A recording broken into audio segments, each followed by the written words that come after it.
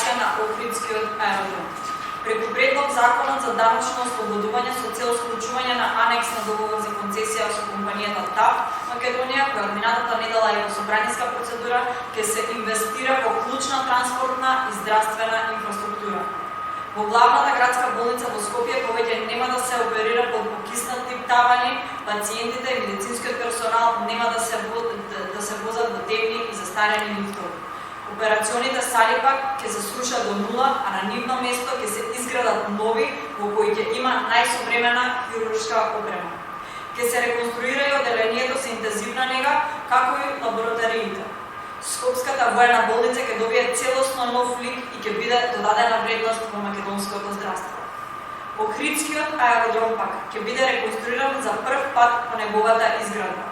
Се предвидува нова административна зграда, нов простор за обезбедување, целосна реконструкција и адаптација на постојната терминална зграда. Проект кој ќе придонесе кон подобри услови како за патниците, така и за вработените на аеродромот.